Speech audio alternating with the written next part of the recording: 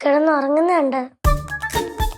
കിടന്നുറങ്ങട്ടെ, അത് കഴിയുമ്പോഴത്തേ ക്ഷീണമൊക്കെ മാറും. എന്ത് നല്ലൊരു മനുഷ്യനായിരുന്നു. ഞാൻ അങ്ങനെ ഉദ്ദേശിച്ചതല്ല. ഇത്രയും നേരമായിട്ട് എന്ത് ചാടിത്തുള്ളി നടന്ന മനുഷ്യനാണ്. പെട്ടെന്നൊരു വാർത്ത കേട്ടപ്പോൾ തന്നെ കരഞ്ഞ് കരഞ്ഞ് ഇല്ലാതായല്ലോ. എന്താടാ ഉമ്മ പതുക്കെ ഉറങ്ങല്ലേ? പാവം കരഞ്ഞു കരഞ്ഞു ഉറങ്ങി. അന്ന് മരിച്ചവരെ ആരും ഇദ്ദേഹത്തെ ഒന്ന് വിളിച്ച് പറഞ്ഞു പോലും ഇല്ലല്ലോ. ഉമ്മ ഒത്തിരി കൊല്ലം മുന്നത്തെ കാര്യമല്ലേ. അന്ന് കൂടെ വർക്ക് ചെയ്തവരൊക്കെ റിട്ടയർമെന്റ് കഴിഞ്ഞപ്പോഴത്തേക്കും പലവരും പല വഴിക്ക് പോയി കാണും. പിന്നെ മാത്രമല്ല, മരിച്ച കാര്യം ചിലപ്പോ അച്ഛനെ വിളിച്ചു പറയാൻ വിട്ടുപോയി കാണും ആരെങ്കിലും. അയ്യോ, ഉറങ്ങിയല്ലേ? നന്നായി. അവിടെ മുറി വെച്ചിട്ടേ അങ്ങോട്ടും ഇങ്ങോട്ടും തിരിഞ്ഞു കിടക്കുമായിരുന്നു ഉറങ്ങാതെ. ഇടയ്ക്കിടയ്ക്ക് ചാടി എണീറ്റിട്ട് പ്രഭാകർ സാറേ എന്ന് പറഞ്ഞ് കരയും. വെല്ലണ്ട, ശബ്ദം വെക്കണ്ട, ഉറങ്ങിക്കോട്ടെ.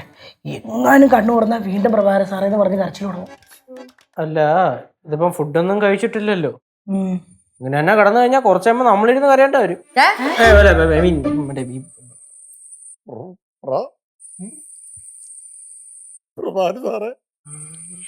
സ്വപ്നത്തില് പ്രകാരൻ സാർ വന്നെന്ന് തോന്നുന്നു.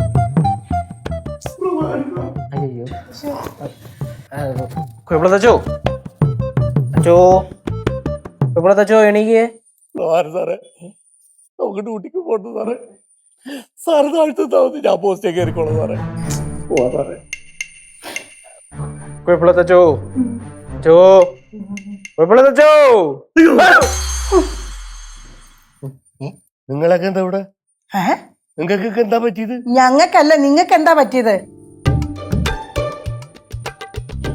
എനിക്കെന്താ പറ്റണം?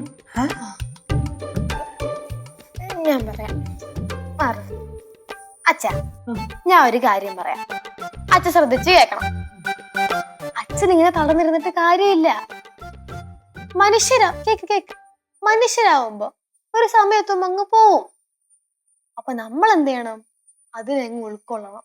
അല്ലാണ്ട് നമുക്കും കൂടെ പോണെന്ന് പറഞ്ഞ് വാശി പിടിക്കാൻ പറ്റുമോ? ഇല്ല. അത് തന്നെ, പോണ്ട സമയമാകുമ്പോ പോവും. ഇങ്ങനെ പോയി കഴിഞ്ഞാ അധികം വയ്യാതെ അച്ഛൻ പോവും.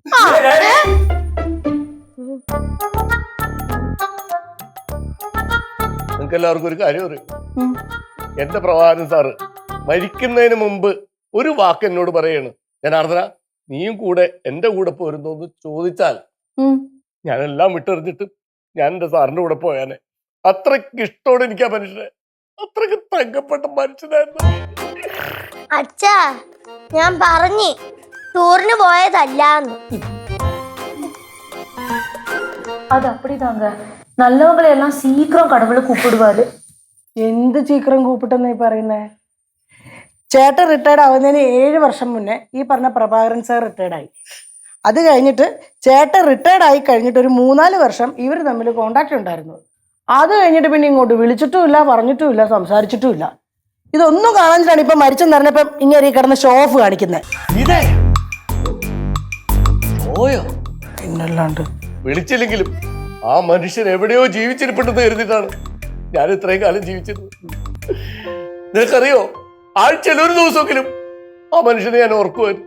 വർക്കിംഗ് ഡേയ്സിലാണോ ഓർത്തത് അതോ അവധിയുള്ള ദിവസമാണോ ഓർത്തത്? വിളിച്ചോണ്ട് പോണ ഇവിടെ അല്ലൊന്നും അറിഞ്ഞിരിക്കാൻ വേണ്ടി ചോദിച്ചതാ. ഇറങ്ങിപ്പോടി പാർവേ. അച്ഛാ, അച്ഛൻ ഈ സാറായിട്ട് അത്രയ്ക്ക് ക്ലോസ് ആയിരുന്നെങ്കിലേ ഇത്രയും വർഷത്തിന്റെ ഇടയ്ക്ക് വല്ലപ്പോഴെങ്കിലും ആ സാറിനെ പോയി കണ്ടുകൂടായിരുന്നോ? என்ன லட்சு, அந்த சாருக்கும் அப்பா வந்து பார்க்கலாம்ல. ഇങ്ങേർക്ക് ആ മനുഷ്യനോട് മനസ്സിൽ സ്നേഹമൊന്നും ഇല്ലായിരുന്നേ. എന്നിട്ടാണ് ഇപ്പൊ ഈ കാണിക്കുന്നത് മുഴുവൻ. സീതേ ചങ്ക് പൊട്ട